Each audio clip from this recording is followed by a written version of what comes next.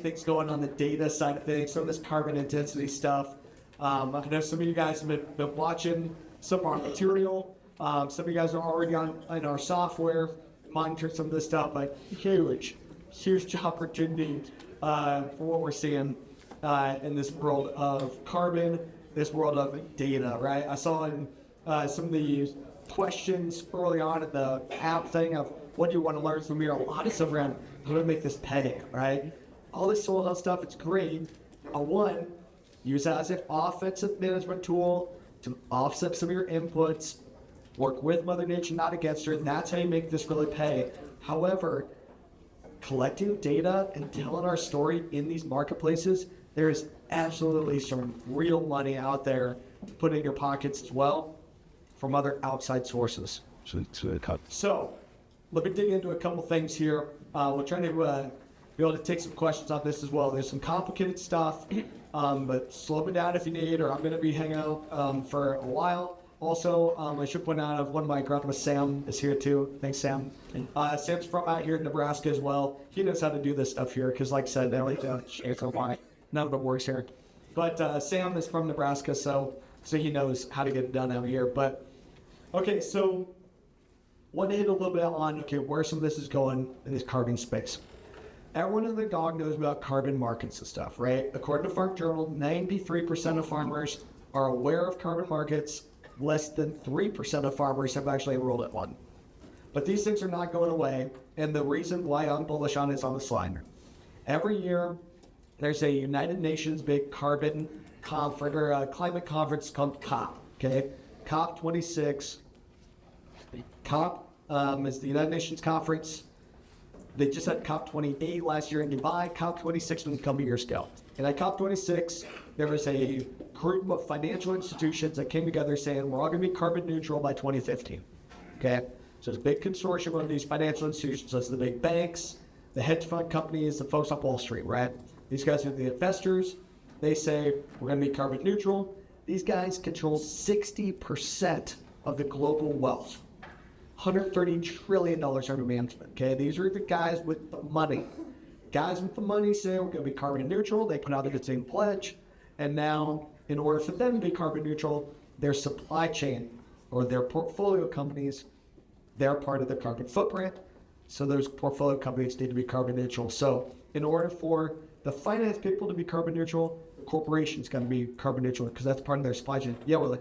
What's a new defined carbon neutral? Yeah, good question. So question being on carbon neutral, my understanding that these guys are looking at the amount of carbon that they emit being equal to the amount of carbon that they emit not changing year to year. I guess is really what it boils down to, right? That their carbon footprint would not have a net negative impact on the CO2 in the atmosphere coming from these guys. Now again, this is these corporations that really don't know how to quantify the carbon footprint very well. Okay, but that's why they put out these targets like we're going to be carbon neutral by 2050. Not right now, not anytime soon, because these guys, their carbon footprint, which their entire greenhouse gas impact, is a big thing that's tough to quantify. But they're saying you got to be carbon neutral, and now they're saying that means our corporations that we own, our portfolio companies, they need to be carbon neutral. That's all the companies that we work with and interact with day to day, right? So if these corporations are going to be carbon neutral, that means their supply chain is going to be low carbon, carbon neutral or better. And as farmers, we're in pretty much every single one of these supply chains. So point being, we've seen a lot of these different carbon programs, some of them come and go. I'm going to talk about more of where I see the puck going today. Point being, see big financial institutions that are pushing this stuff. They put out these big pledges. Now they got to figure out how to get it done, and we're part of pretty much every one of these supply chains. The big initiatives that they've rolled out so far are about carbon offsets, right? Where they emit carbon, they're going to continue to emit carbon. All of us do, right? It's called breathing. We emit carbon, but we can draw down some of that carbon through creating these carbon credits or other offsets. So you emit carbon one direction, try to pull it down and sequester it in a different direction. Those are carbon offsets. I need to clean up this slide. It's not very pretty, but there's really three different ways that these companies can meet their goals. Number one, is the one that we're most used to, which is developing carbon offset credits. So that is where these companies can buy a carbon credit at the open public carbon market, and those carbon credits could come from anywhere. Okay, so it's on the farm, we could create a carbon credit, which is based on your practices per acre, and the unit is 1 metric ton of CO2 equivalent. These carbon credits go onto the carbon registries. These carbon registries are these global academic organizations set these things up. They set the rules. So they said, if you're going to create a carbon credit, you have to abide by our global carbon rules. Those rules include additionality, meaning you got to have practice change to be able to create a credit. Usually they have clauses around permanence, which means the carbon they're sequestering, a lot of times it says you got to hold on to it for 100 years. That's in the fine print. You can't have leakage. These credits are trying to compete against other credits from other sectors. Globally, only about 1% of carbon credits on the market come from agriculture. So there's a lot of other places that generate these carbon credits, so that keeps the price down. But in this system, the carbon credit gets sold to one direction, and our agricultural products get sold another direction. In these voluntary carbon markets, the credit can be sold to whoever, call it Microsoft, right? One big trend is instead of doing carbon offsets, sell a credit to anybody, companies are looking at carbon insets, where they can create a carbon reduction still with the units of tons of CO2 equivalent, but that carbon inset would be sold internal to the supply chain. So not necessarily going on this registry, abiding by all these rules and have to compete against all these other credits, but internal to the supply chain, seeing better pricing opportunity, a little bit less of these rules and stipulations. So that's a carbon inset. It's still 1 ton of carbon, and it's internal to the supply chain. What I'm sharing with you today is a third opportunity, which is carbon intensity, which essentially is what is the carbon footprint per bushel or per pound of beef or per gallon of milk? What is the carbon intensity, not per acre with units of tons of carbon, but what's the carbon footprint of our actual agricultural product? In that case, instead of selling the credit to whoever, we're selling a low carbon commodity into the supply chain. And when we sell our product, we're selling the data, because now that next company can utilize our data to improve their calculations so that they can figure out how to calculate their actual carbon footprint, which is super complex, a lot of moving parts. But our carbon footprint is part of their carbon footprint, and we can quantify that via carbon intensity. The biggest sector that's been doing it since the 90s, is the fuel industry.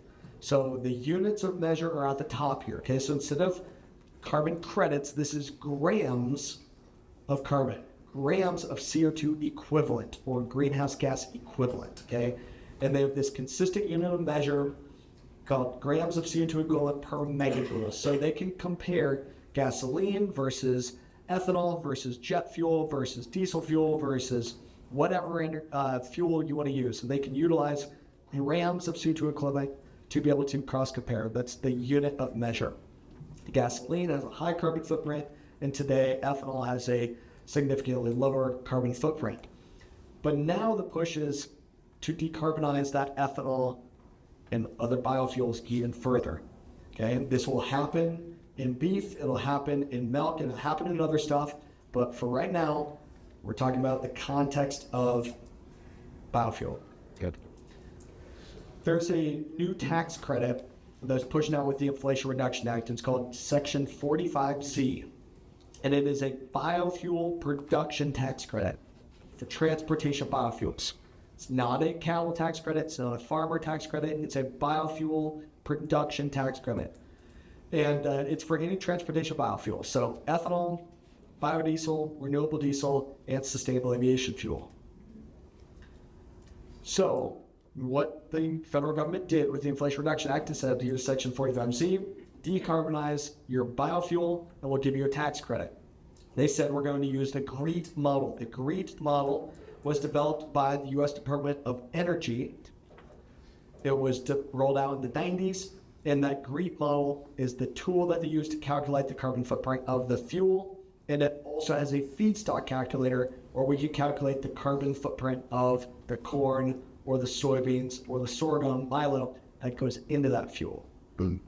So at Continuum Ag, we saw this coming. We said, hey, we already have the software and been helping farmers build soil health. We can quantify this carbon intensity thing. We've built in this calculator to our tool. It makes it really easy for farmers to get their carbon intensity scores. Some of you have played with our system. I'll show a little bit of it here. The most important thing is that carbon intensity score is this new unit of measure that we can utilize to help them meet their goals, but put some dollars in our pocket for them to utilize our data. There's a brand new GREET model that comes out this Friday. Okay, it's supposed to come out this Friday, but it's the government model, my breath. But they said that they're going to put out a new GREET model on Friday to update some of these numbers. This tax credit goes into effect for fuel produced January 1 of 2025 and ongoing for the years to come. So fuel produced in January and throughout 2025, ethanol produced in 2025 is produced with the crop that we're going to grow this year. So the carbon footprint of our corn this year goes into the carbon footprint of the ethanol produced next year. And these biofuel companies have to report their carbon intensity score to the IRS to get these tax credits. So in order for them to decarbonize, they have to look at everything. It's not just what's happening on the farm, but these companies are trying to figure out what is their total carbon footprint. And at carbon speak, they look at their scope 1 carbon footprint. That's the footprint that happens at the facility. They have a scope 2 carbon footprint. That comes from the energy utilization. As fossil energy is renewable energy. But the biggest part of pretty much every company's supply chain is their scope 3 carbon footprint, which is what happens in the supply chain, the indirect impact. But for the ethanol context, that would be the corn is the biggest driver. So these companies are trying to figure out how do they decarbonize their entire footprint and get these tax credits. They can do it with lowering their scope 1 carbon footprint via a pipeline. The CO2 pipeline significantly decreases the carbon intensity score per gallon, but as you guys know, these pipelines are all being held up, all right? Eminent domain issues and other issues. So the pipeline is the easy button, lowers the carbon intensity score by about 30 points, but not going to happen here anytime soon. So they can lower their scope 2 carbon footprint, more renewable energy, right? If the ethanol plants in Nebraska are beating ethanol plants in Iowa because of that component, right? You guys energy grid being more renewable energy than in Iowa, but they can only move the needle so much further on. So it's minimal. The biggest opportunity that they have to decarbonize is buy low carbon corn, low carbon footprint corn from farmers implementing some of these regenerative systems. So how does this work? Ethanol companies today have a carbon intensity score usually around that 53 to 55 grams type of number, which means that these ethanol companies today are out here on the left-hand side. So they are above 50 CI points today. This tax credit gets the ethanol company a tax credit. It's not a payment, it's a tax credit. But they get a credit of up to 2 cents per CI point that they reduce below that baseline of 50 for every gallon of production. So for example, if the ethanol company gets their CI score down to 40, okay? So today they're up here around 50, say they get to 40. So they tell the IRS, our CI score is 40. IRS says, okay, the baseline is 50, 50 minus 40, a 10-point reduction at 2 cents per point. That means you get 20 cents per gallon. A typical ethanol plant called 100 million gallons, right? You guys plants around here kind of range all over, anywhere from like Green Plains has one that's like 60 million gallons. The Columbus plant's like 300 million gallons, a huge one. Anyway, so in this case, if they get to 40, 20 cents per gallon. If they're 100 million gallons, $20 million per year tax rates for just a 10-point reduction. If they worked out that pipeline added in, they would be not up here at, call it 55, but a 30-point reduction. Now they're at 25. So going from 50 baseline down to 25, that 25-point reduction at 2 cents, 50 cents a gallon. And that's just in these federal tax credits. Plus, you can open up LCFS markets like in California. You can take that ethanol into sustainable aviation fuel easier. That's a big trend in the future here and going forward. But anyway, so that pipeline basically has 50% reduction. But still, even if you have a pipeline, you're only at the CI score of about 25. You still have another 25 points of opportunity. You can go lower. And the corn is a big piece of that footprint. But if you don't have a pipeline, the corn is really the biggest opportunity. Today, corn, every single county has a default carbon intensity score. This number is going to be updated on Friday. Okay, so, but today we use the number 29.1. So ethanol has a CI score of about 55, 53, somewhere in that realm. And out of an ethanol score, the corn contributes about 29 out of the 55 points. Okay, maybe we are more than 50% of the quote-unquote problem, because today the Department of Energy gives each county a default number. Our opportunity is to say, hey, we're actually doing pretty good in agriculture. Yeah, we can do better, right?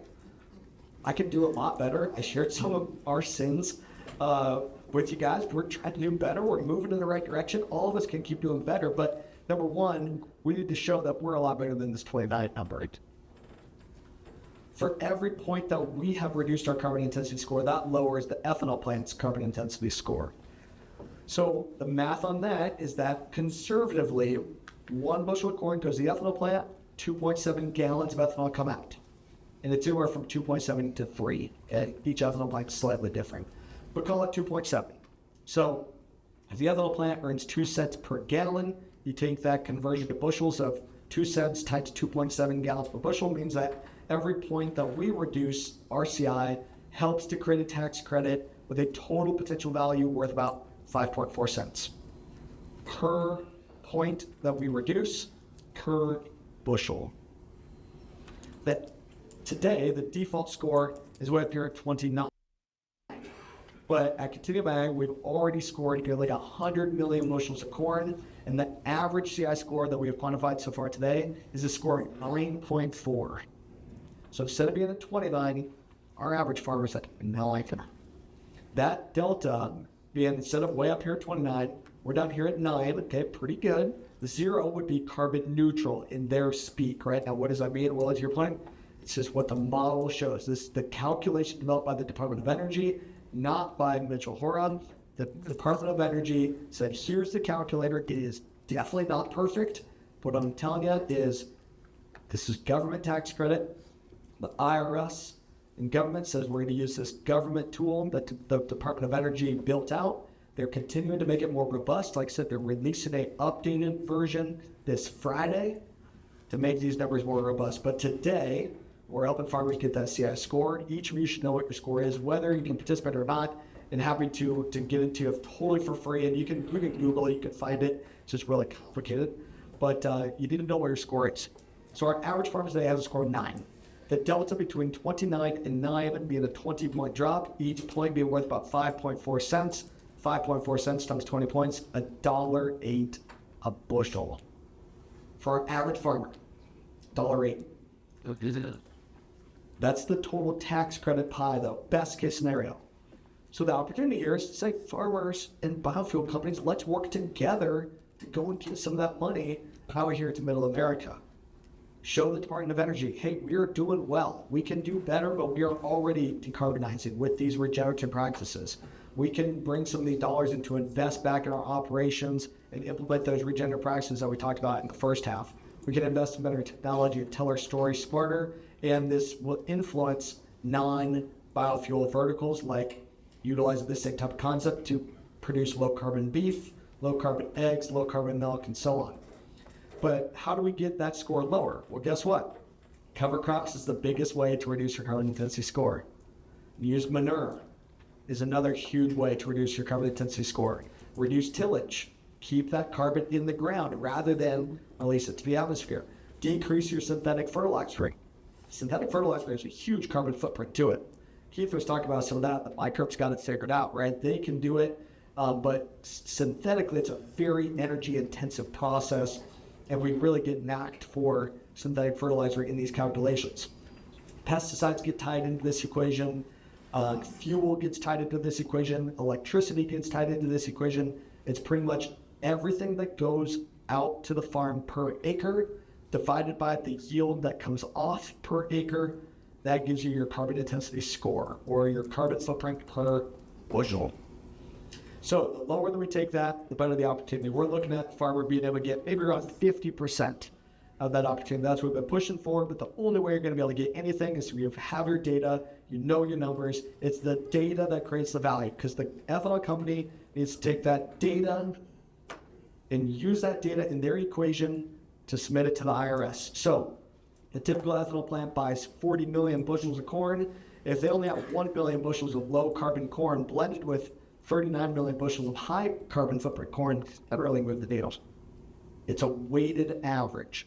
Every load that goes across the scales has a carbon intensity score. It's either the default that the Department of Energy has already given each of us, or we show, hey, we actually have the data. We're actually doing pretty darn good. Here's our actual CI score. But it takes the data. It's likely got to be verified if you really want to get your fair share of that money. So we've got to quantify what our scores are. On my farm, my score last year was negative 4.1. Okay, I'm not doing everything perfect, but we're no-till with cover crops, about 155 units of nitrogen, planting green, reducing on pesticides, reduced diesel fuel usage. My score last year ended up being negative 4.1. I yielded 212 bushel corn, and with my local ethanol plant, together we could jointly create a tax credit worth just about $1.92 a bushel. 212 bushel corn, that's $406 an acre. I mean, if I could get anywhere close to half of that, that is real money. Here's also what I love about this. In these carbon credit programs, if you were an early adopter and already doing this stuff, like a lot of you guys in the room, we don't qualify, right? Because of additionality. The money is next to nothing because we're trying to compete with these global carbon markets. In this, all we're doing is quantifying what is our actual footprint today. And this starts year 2024. All right. So we're quantifying what went on the field for calendar year, for crop year 2024. And that carbon intensity score stays with those bushels. When I sell my bushels and sell the data, there's opportunity to be able to make a premium. There's no contracts. There's no practice change. It is what's your footprint today. When you sell the corn and sell the data, it's done. Now they own it. They put it into their equation. So every load that goes across the scales, whether that's out the elevator and they blend corn and blend the data, or at the ethanol plant, they buy the corn, blend the data, then they report one number to the IRS at the end of the year. And the lower that number below the baseline of 50, the more credit that they can earn. So in order to maximize this, they need to be buying this low carbon corn from us. A lot of us in this room already have fantastically low scores. Like I said, our average farmer today, 9.4. It's a real opportunity to tell our story, be able to get compensated for what we are already doing today.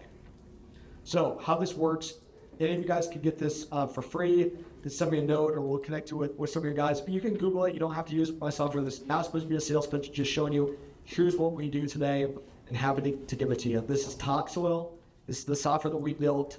It's at topsoil.ag. And you go onto Topsoil and you fill out a farm profile right here. It takes 10 to 15 minutes and it asks you what's your typical fertilizer, typical cover crop, typical pesticides, okay? And with that number, we'll unlock it for you. Don't pay. There is a paywall on this so we can keep some of the riffraff out. But usually I would say that riffraff in Nebraska, I can't say that. I'm just kidding. No, you guys definitely need to know this. There's so many ethanol plants here in Nebraska. The Nebraska Department of Energy has some initiatives going here as well. They're focused on lowering carbon intensity. Some real opportunity here for you guys. Like you are sitting ready to be able to capitalize on this. But fill out the profile. What it asks you is just what crop do you grow and what's your typical fertilizer program, okay? Typical cover crop, typical are you using manure, so on and so forth. It shouldn't take that long. Like I said, I've got multiple agronomists around and we can help you out. We've got some dealers out in this neck of the woods as well who can help you. But with that info, we run this carbon intensity score. So this farm is relatively conventional, okay? About 220 bushel corn, using some tillage, no cover crops, no manure, okay? It's a conventional type of farm. This score came back to be 24.8. Okay, the default was 29. Remember? So going from 29 to 24. There's a small difference, fairly conventional farm, but even that today is worth up to 23 cents a bushel, 51 bucks an acre because we're growing 220 bushel corn. So it's not crazy, but even that conventional farm still isn't better than what the Department of Energy says that we are. Because their numbers are very conservative, the numbers are very out of date. We're doing a lot better than what they say. So, but knowing what your score is, that's really critical step number one. You're going to be asked for data. You might already be giving people data. You might already be involved in different programs. But you need to know, why are they asking for the data? Are they running this number? And how much is it worth? By knowing how much it's worth, now we can make sure we get our fair share. Because we're helping them. We're helping them to make money. We gotta have our equitable share in this things.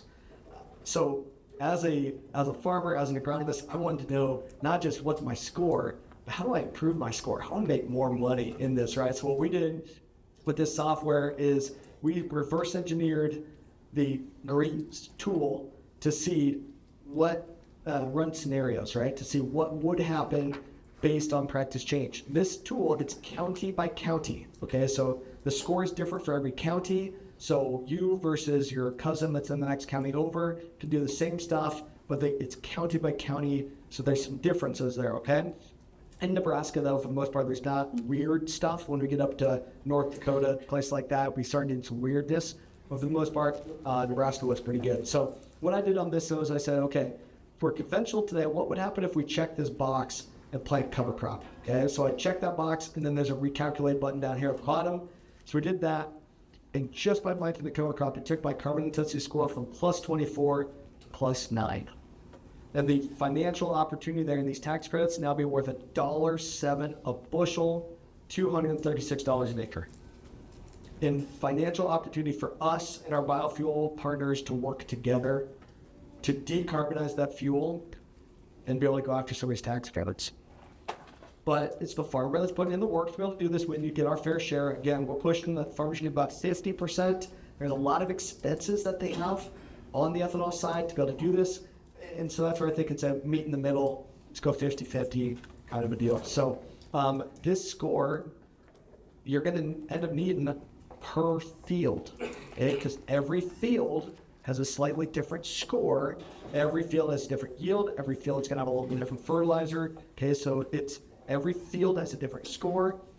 Every field will end up going through a verification process, which is just like organic verification, that here's my score, here's my yield, and here's all the data as to how I got to that score, right? It's going to pass through verification so it can be legit, and that's what commands our opportunity to get a substantial chunk of these tax credit dollars starting as early as this fall, as these companies need to have low carbon corn in the bins in December and create low carbon fuel right out the gate in January.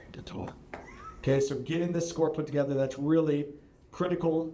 Being able to get that put together, toggling those practices. Manure is another huge driver of reducing this. We were playing around with some of this stuff yesterday, and where you have manure, you can also decrease your carbon intensity by a huge amount. But just playing around with these numbers and seeing how low can you take that. But knowing what your data is worth, that's really the point of all this. In the biofuel space, our data is worth a lot, but it's a collaboration. It's not farmers versus biofuel. We can work together and really maximize this incredible opportunity to put dollars out here into middle Nebraska and elsewhere too. Decarbonizing energy, decarbonizing agriculture, and leveraging some of these financial opportunities to get it done. Now, you're not hearing a lot about this because the law was passed, and now we're waiting on some of the IRS guidelines, right? So the law gets passed, and then the law has to be interpreted and deployed out via the Department of Treasury. This Friday, they released some of these rules. Again, supposed to. Now our government could shut down is the talk. Hopefully they get their crap together.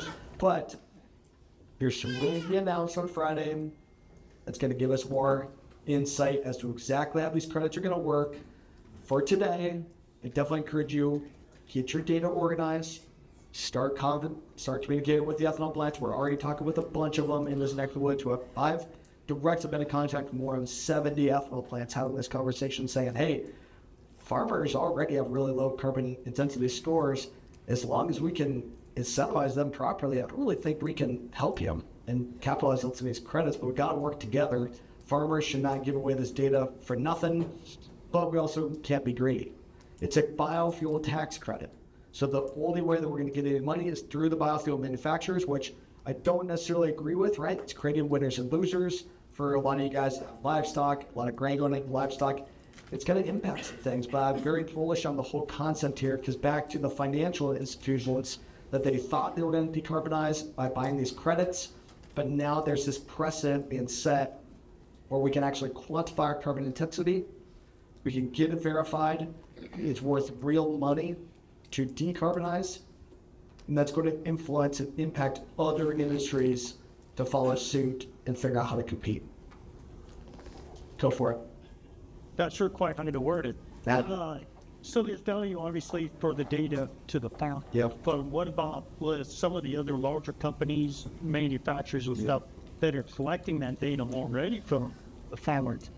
Are they going to take that away because they're utilizing it versus the counter? And what do you see on? biggest risk in this is, so his question being, well, what about some of these other companies that are already leveraging some of our data, right? This data, we've had different companies that have been collecting machine data and stuff, right? Putting it in the cloud, automated the whole thing. They've been definitely utilizing a lot of our data already.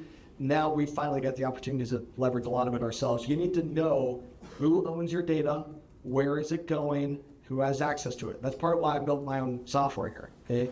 As a farmer, as a agronomist, I want to be darn sure that I own the data as a farmer, and that we built the software so farmers own their own data, okay?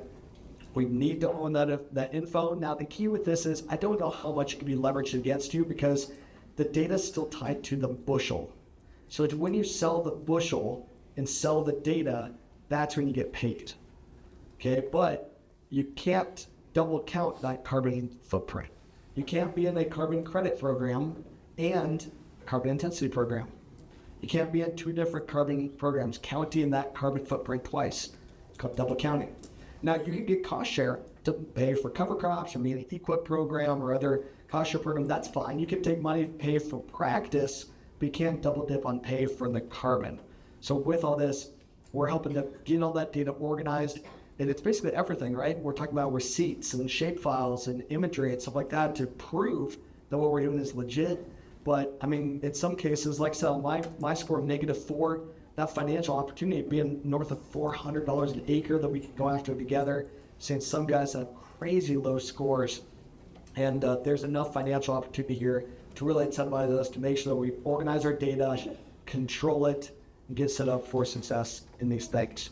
Let's simply take some more questions. If you want more info, we do have a QR code that will send you some more stuff. Like I said, anyone that's here, happy to give you guys all this completely for free. Any folks that are at ethanol companies, or on boards and stuff like that, we definitely got to be figuring more and more of this out. This is such a big opportunity for so many of our operations here.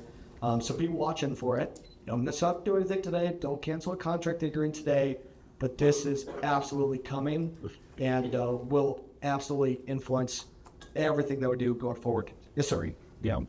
You said you talked about 70 ethanol plants. What's your feeling that they're going to want to go half? Yeah, it's actually been really good. So point in on, okay, the 50-50, right? If an ethanol plant could buy our data for 5 cents, of course they're going to do it, right? What I'm telling you is we've got to spread the word of how much that data is worth for any program that you're in. Anytime that you're sharing data, you should know what's in it for the other guy. That's the point of all this stuff too. Know what's in it for the other company. They have these big corporate sustainability goals. They are absolutely making money with our data. It's called marketing. That's a big push for most of this stuff. It's not really about decarbonizing for a lot of companies. It's about marketing. It's about making money. That's why they're doing this stuff. So it's our data that we're using, that they're using to make some money. So know what that's worth and be cautious with that. Now, I'm getting really good feedback from these ethanol companies that I meet with saying, hey, we should give the farmers 50%. And the reason being is it doesn't directly come out of the expense side of the equation for that. The more farmers that can be brought to the table, the lower the carbon intensity of the corn they can get, the more data that they've got there, the more tax credits they can earn. It's about growing the pie. So yeah, they're going to get less than 50%, of the pie, but of a much larger pie. It's amazing money for these companies, but they need to be transparent. Is really the push here. It's farmers will absolutely rise to the occasion to help to decarbonize, but we need our fair share. And because these were tax credits and the financials are open and public, like I just shared with you, we know what it's worth to them. So we know what a good deal looks like. But a lot of these companies are getting that figured out. I've been very, very happy actually with the response. And I'm saying, hey, if a farmer's verified, all right, it's the data. If you don't have your data, you're going to get nothing. It's the data that creates value. If your data is only so-so, you might get a little bit, but if it's verified, if it's legit, they know what they're buying. Now it avoids risk from them. They get better access to capital. They can resell these tax credits in the open market. They can get better insurance rates, things like that. They know that what they're buying is legit when it's already been verified. But that just takes getting data organized, getting it put together, and that's how you can command a higher price. It all takes us working together, right? If one of us goes to the ethanol plant saying, hey, I got carbon negative corn, we're gonna say, cool, we buy 40 million bushels of corn, you're 700,000 bushels, that's awesome, but it doesn't move the needle enough. So real opportunity for us here to organize, to work together, to help them meet their goals, and again, collaborate, work together. But yeah, is there a marketplace to find where to take care? Yeah, great question. Question on, is there a marketplace to find where to take it? We anticipate we'll build something like that. Today, no ethanol company has come out publicly saying what they will pay. There's a lot of pilot projects going on. Poet's got pilots. I think Green Plains has some stuff. Sire over Council Bluffs. There's a lot of ethanol companies that are doing pilot projects right now. ADM's been doing pilots for the European low carbon markets. But we anticipate we'll get something out there to be able to publicly share, but I don't know of anything today. This is mechanic here. Yes, sir. What about in the soybean market? Yes, thank you.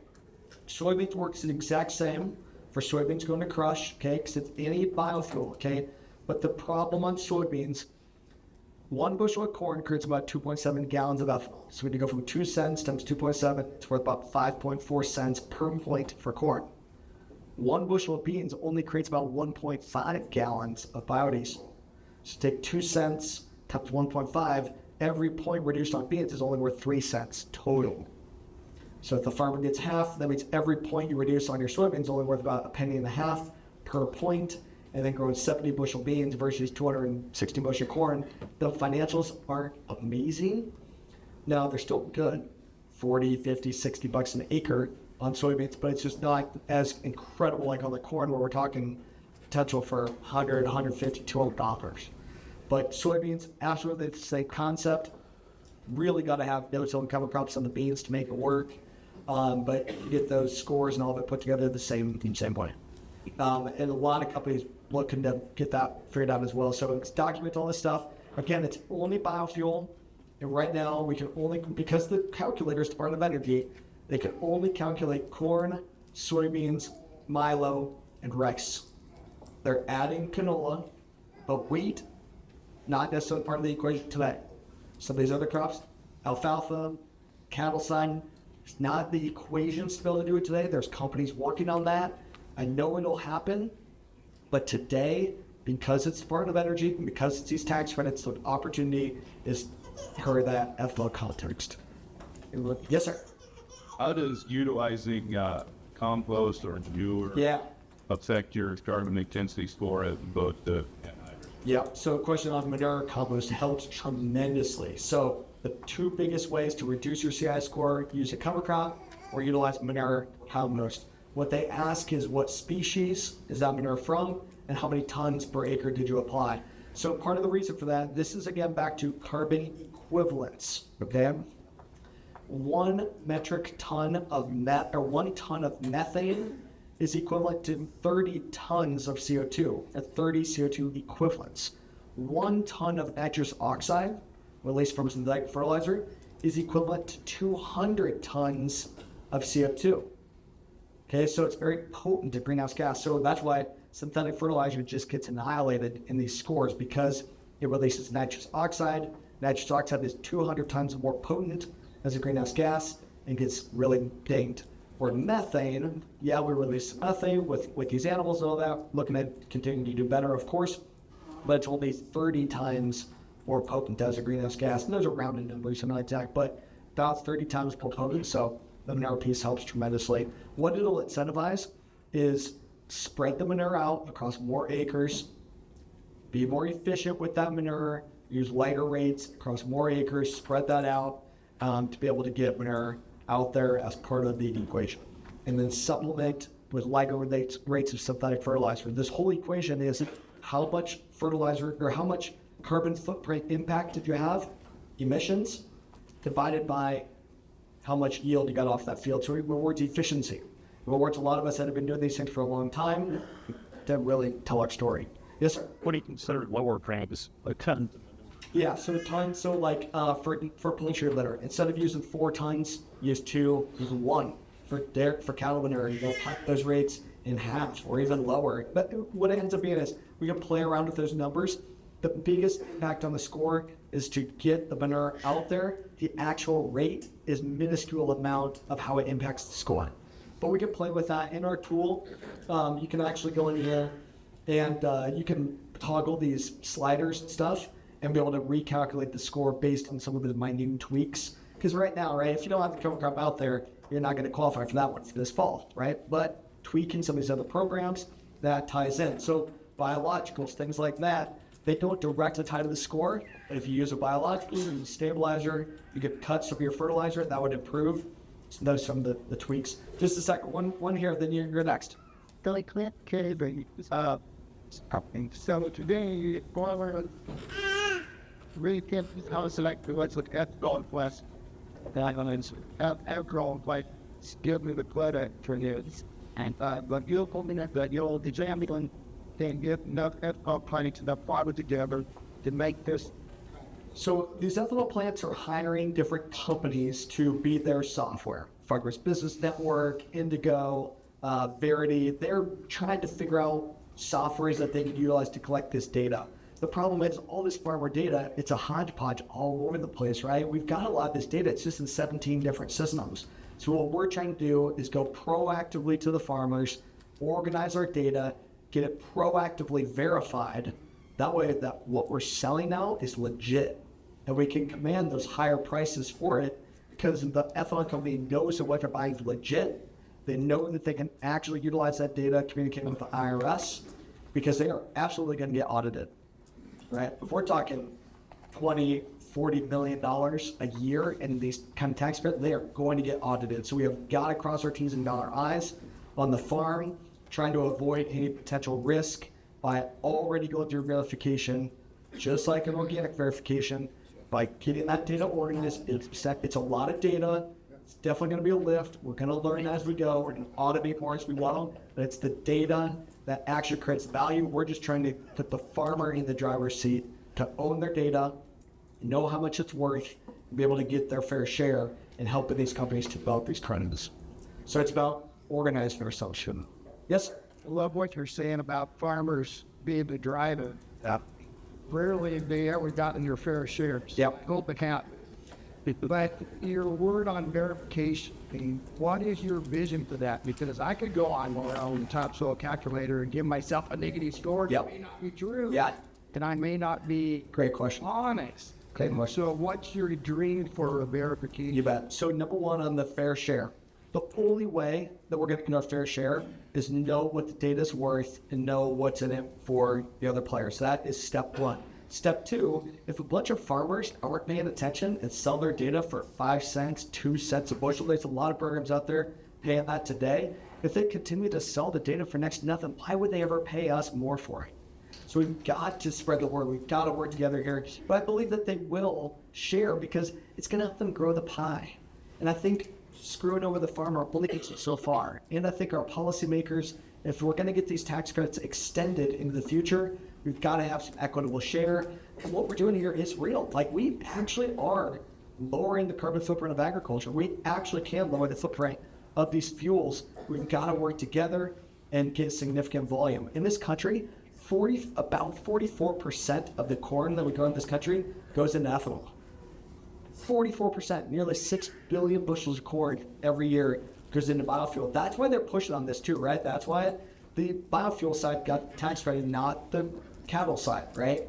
Number one, they got better lobbyists, a lot more money, but also it's a big impact driver. So that's where there's fair sharing, and the farmers are a big part of the equation. We've got to work together to get our fair shares. I also believe if the precedent is set and some companies leading the way saying, hey, we really want to work with farmers and lead the charge here, we'll give them 50%. I think that sets the precedent for others to follow. On verification, how we're doing it, we again, this not a sales pitch. I'm sure there might be some other companies that do this, but number one, get your data organized, okay? So how it'll work is we're organizing all the data, getting it pulled into our system. But in our platform, I only know what you and your agronomist put into the platform. That's all I know. So and in our system, the farmer owns their data. So how we're approaching this is at the end of the year, and we're going to do some pre-verification before harvest. So come August, September this year, there'll be an attestation letter that goes out that the farmer signs saying, yep, I want to get verified because the farmer owns their data. Okay, so the farmer says, yep, share my data with the third-party verifier. I allow it to be released. I sign the attestation that what I've put into the platform is legit, and I take on full responsibility and liability for that data, and I'll comply if there's any additional audits and stuff. It's the exact same concept as federal crop insurance.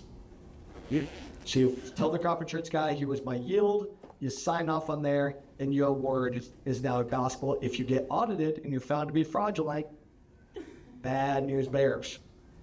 And those ethanol companies are really taking on big risks. So having that data already legit and verified, that's the key here. But as farmers, it's gonna be our liability, right? It's our data going into it, it's our claim. We gotta be able to substantiate that claim and back it up. It takes crossing our T's and dotting our I's. We're just trying to make data systems connect and make it as easy as possible to get that done. Well, Mark, yeah, go ahead.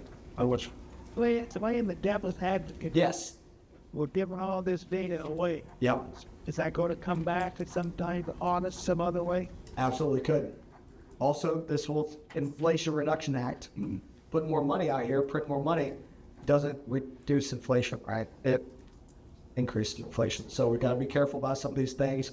With all this stuff, what I love about this is farmer owns that data. So as this stuff goes, you're not locked into any contracts. We'll have to see how this goes. What I think will happen in the future with this is today, you don't get docked for having a poor CI score. You get a premium for having a good CI score. Right? Well, there's no dockage if you don't. They're still going to take your corn if you don't have any data, or if your CI score is 29 or worse. They're still going to take your corn.